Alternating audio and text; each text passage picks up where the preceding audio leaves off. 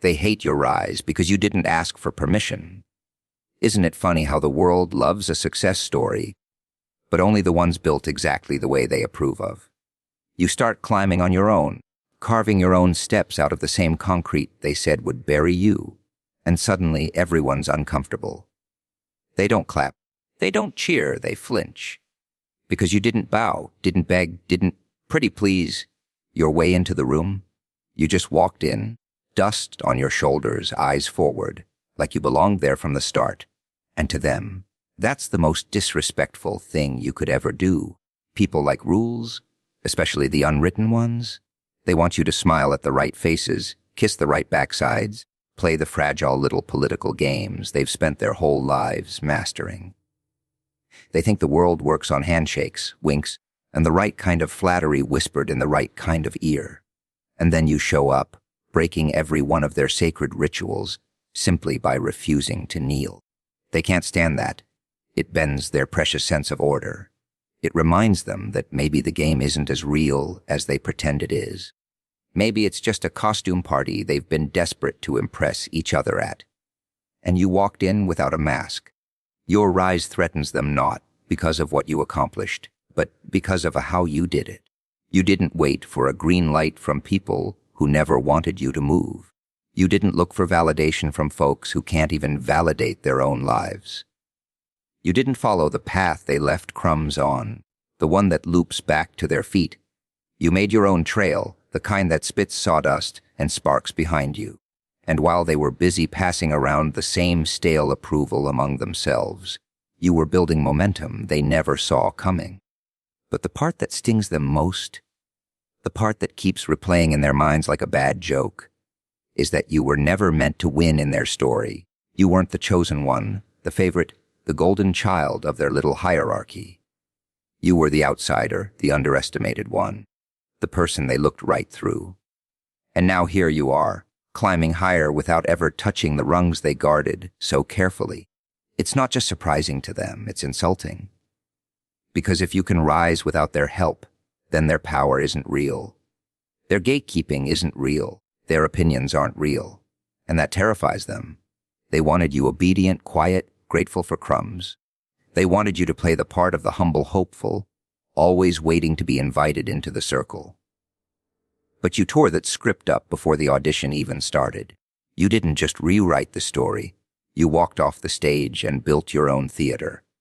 And now they're stuck outside, watching your lights turn on while their own stay dim. Every step you took without asking makes them feel smaller.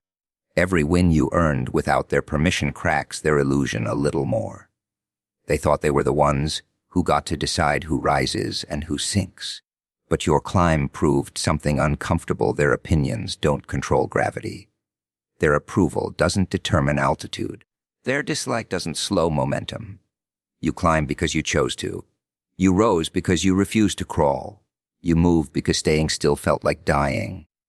And the moment you stopped caring what they wanted from you, you became something they never expected, proof that they were never as powerful as they pretended to be. Your glow exposes their lack of effort. It's almost poetic, really. You start shining a little brighter, just a little, and suddenly everyone who swore they were doing their best starts panicking like someone flipped the lights on in a room full of cockroaches. Because your glow isn't just light, it's truth. And truth has a nasty way of crawling under the skin of people who've been hiding behind excuses for years. See, everyone loves pretending they're grinding. They love talking about their dreams, their plans, their one day. They post quotes, share motivation, act like they're on the brink of greatness. But when someone actually does the work, quietly, consistently, without theatrics, it ruins the whole performance they've been putting on.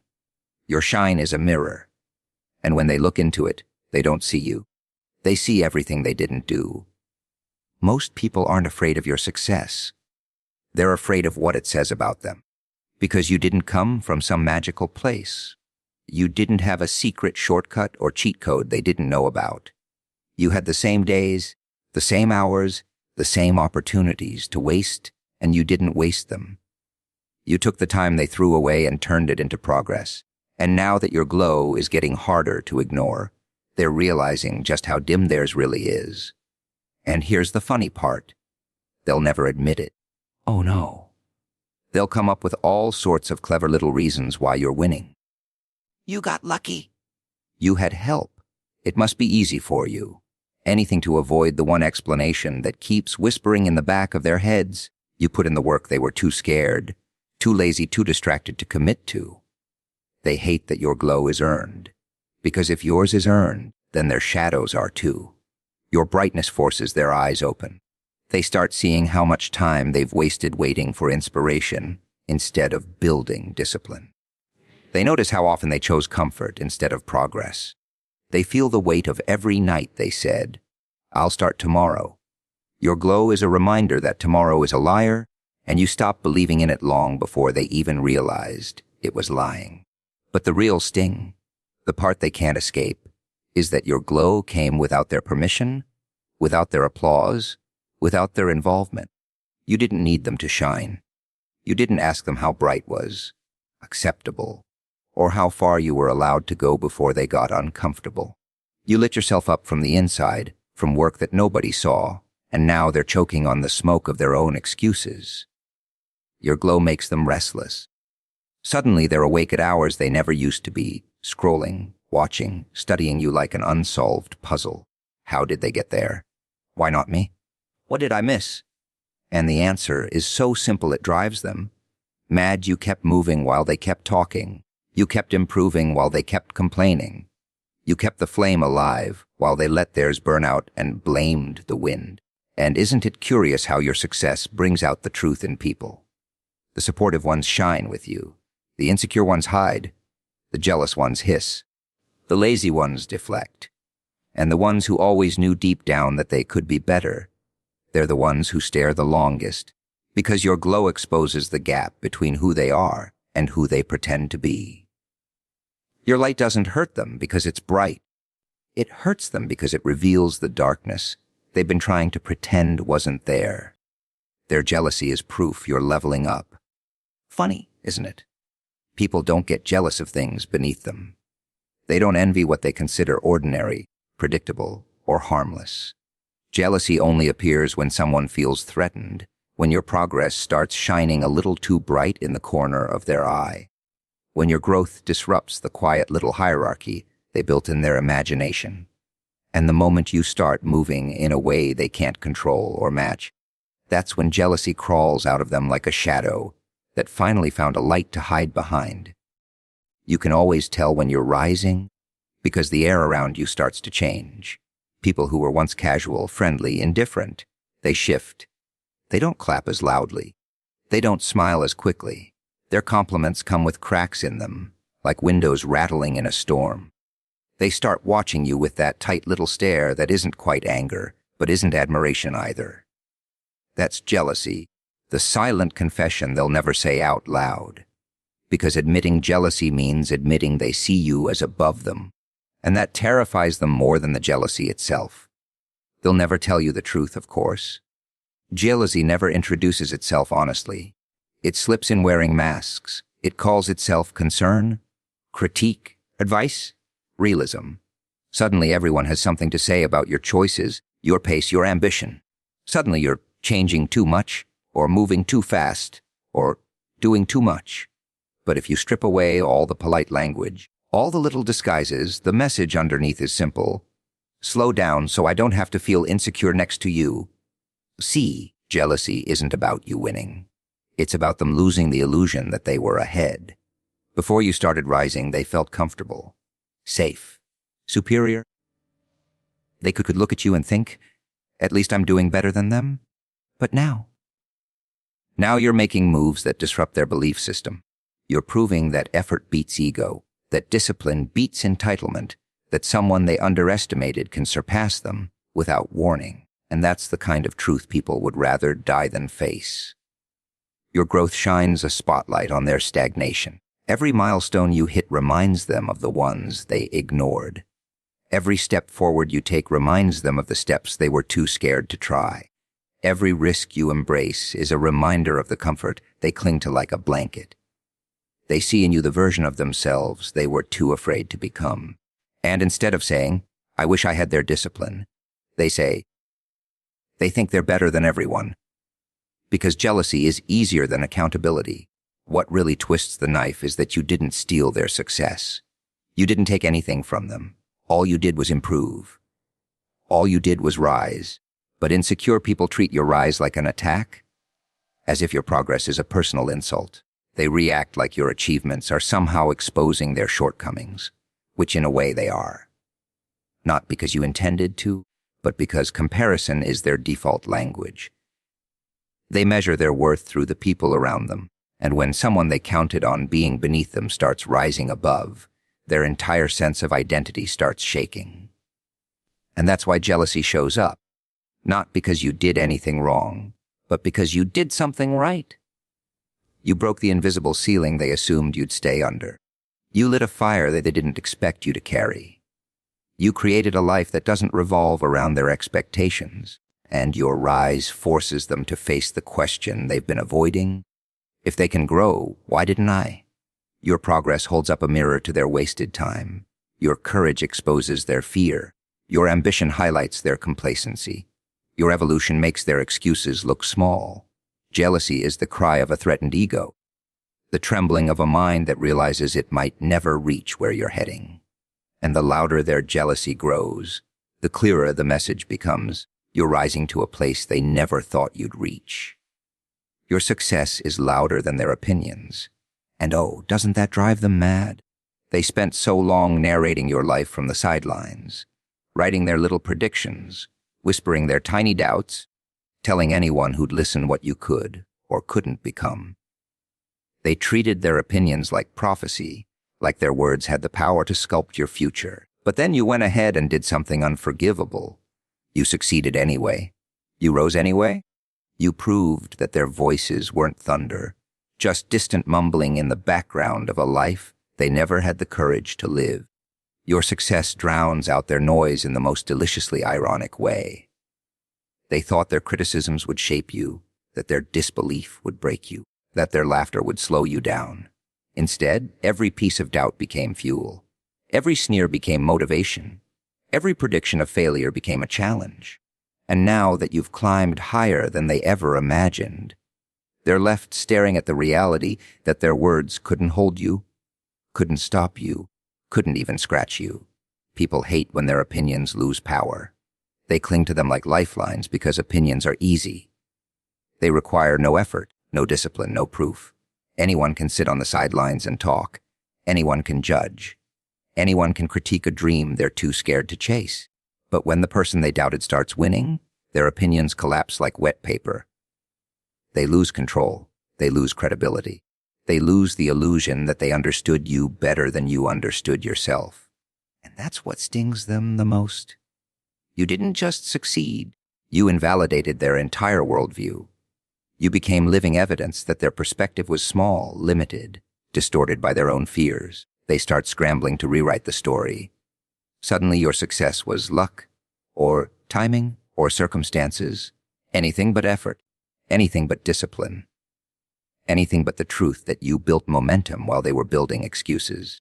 Their opinions grow quieter, because deep down they know they've been exposed as nothing more than background noise.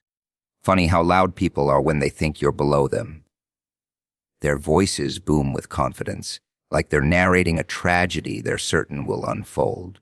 But the moment you start climbing past their expectations, their volume drops. Their words come out hesitant, brittle, unsure. Your success humiliates their certainty. It shows that they were never authorities, never experts, never qualified to judge you at all. Just insecure spectators, pretending they understood the rules of a game they never had the courage to play. Your success speaks in a language they can't talk over. It speaks through results, through consistency, through transformation. And results don't argue. Results don't debate. Results don't need validation. They simply exist, towering over every opinion that ever tried to weigh you down. Your achievements echo in rooms their words will never reach. Your growth travels farther than their gossip ever could. Your progress shines brighter than their projections of your failure. And here's the part that makes their blood boil. Your success doesn't even need to be announced. You don't flaunt it. You don't scream it. You don't shove it in anyone's face. You just keep moving, keep improving, keep building. And yet, even in silence, your success roars. It roars through the people who notice. It roars through the things you've overcome. It roars through the changes in your life that they can't ignore, no matter how hard they squint. Your silence is power. Their opinions are whispers. And whispers can't drown out momentum. They try to reclaim their authority, but it's too late. Once your success becomes undeniable, their judgments become irrelevant. Their criticisms float weightlessly in the air. They may still talk. Of course, they always will. But now their words have no teeth, no impact, no gravity. They're just echoes fading behind you as you continue moving forward. Because once you've proven you can rise without their approval, their opinions no longer matter. And they know it. They watched your grind but expected you to fail. Isn't that the curious little trick people play? They stare at you while you're climbing, pretending they're interested, pretending they're supportive, pretending they're rooting for you. When really, they're waiting for you to slip, waiting for you to choke, waiting for that moment when life punches you in the gut and you finally stay down just like they predicted. They don't watch because they believe in you. They watch because they want to witness your collapse up close, like it's their favorite part of the show. And oh, how invested they are in your downfall. They whisper to each other about how ambitious you're being, how unrealistic you've become, how you're trying too hard. They act like analysts, breaking down your every move, studying your steps like they're waiting for evidence that you're not as capable as you think you are. It eats at them that you even dared to try in the first place. They weren't brave enough to make that choice, so they want the world to punish you for making it. They don't say it out loud, but every time you struggle, every time you mess up, every time something goes wrong, they get that little spark in their eyes. The spark of "see, I knew it." But the real comedy is how they underestimate the very thing keeping you alive, your persistence. They see your grind, but they don't understand it. They think effort is a costume you put on for show, not a muscle you strengthen every day. They watch your struggles and mistake them for signs of weakness, because they've never seen what resilience actually looks like. Nobody told them that falling doesn't matter when you're the type who gets right back up without waiting for applause or pity. They've never met someone who treats setbacks like fuel instead of failure. And here's the beautiful twist. They watched you thinking it was only a matter of time before you broke. They analyzed every crack, every stumble, every hardship, convinced that your breaking point was right around the corner. But the thing about people who truly want to rise is this: they don't break the way others expect. They bend, stretch, adapt, endure. They survive storms others couldn't even stand in.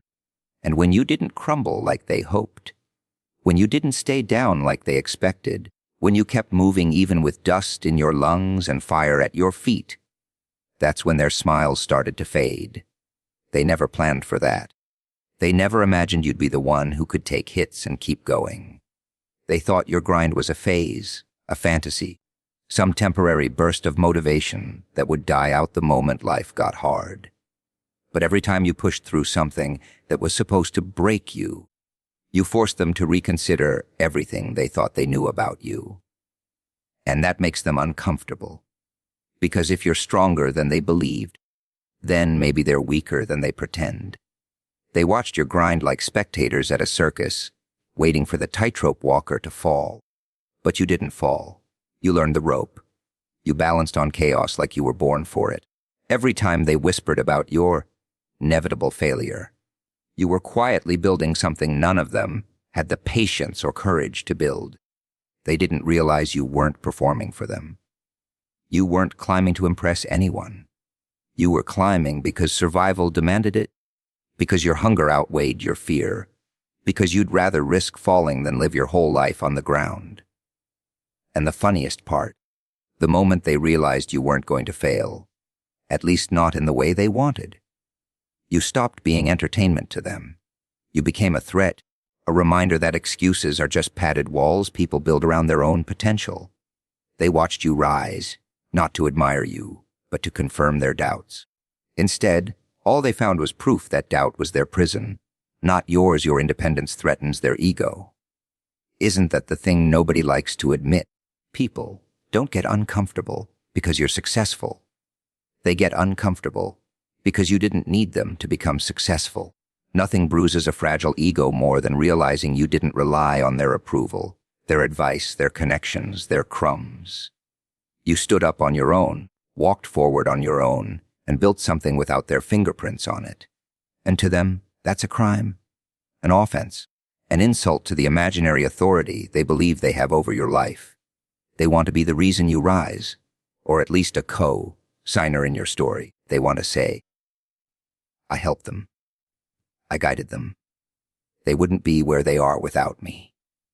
But when you don't give them that little piece of narrative, when you don't give them that emotional bragging right, they start to twist in discomfort. Your independence isn't just a choice to them. It's a rejection of their imagined power, a rejection of their supposed wisdom, a rejection of the role they thought they deserved in your life. And isn't it amusing how people will act supportive as long as they feel superior to you? As long as you're beneath them, needing them, depending on them, they smile, they cheer, they nod like benevolent kings patting the heads of peasants. But the moment you stop needing them, the moment you move without their guidance, the moment your steps no longer require their validation, their smiles turn a little stiff, their compliments feel a little colder. Their eyes start calculating instead of encouraging. Because your independence forces them to confront a truth they don't want to see. You were never under them. They just imagined you were. Your self-sufficiency exposes the hollowness of their self-importance. It shows them that their influence isn't as vast as they fantasized. They thought they could shape your path, delay your progress, gatekeep your opportunities. But you walked through walls they told you were unbreakable. You made moves they didn't see coming. You solved problems they secretly hoped would stop you.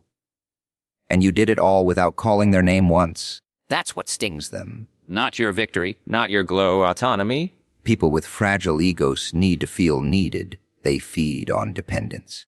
They build thrones out of other people's insecurities. They thrive on being the go-to, the advisor, the one who knows better. And here you come, figuring things out without consulting them, without bowing, without asking for permission like everyone else does. They don't understand that your independence wasn't meant to offend them. It was meant to protect you. But fragile egos take everything personally, even things that have nothing to do with them. Your independence also exposes a fear they won't speak aloud, the fear of being surpassed. As long as you needed them, they could pretend they were ahead. They could pretend they were wiser, stronger, more established. But once you broke away and started rising on your own, it shifted the entire dynamic. Now they're the ones comparing themselves to you. Now they're the ones wondering if they wasted time. Now they're the ones realizing you might be outgrowing them, outpacing them, evolving while they stay the same. And nothing threatens an ego more than the thought of being left behind by someone they once underestimated. They tell themselves little stories to cope. They're too independent. They're ungrateful. They think they know better. These are just masks covering the real truth. Your growth highlights their stagnation. Your courage exposes their hesitation. Your evolution reminds them of the risks they were too afraid to take. And instead of facing that truth, they direct their frustration toward you, because it's easier to resent your independence than acknowledge their own limitations. Your self-reliance challenges their identity. They're not upset that you rose. They're upset that you didn't need them to do it. They're not threatened by your success. They're threatened by the reminder that you built it without leaning on their ego as a crutch. And every time you take another step forward on your own, they feel the ground shift beneath their pride.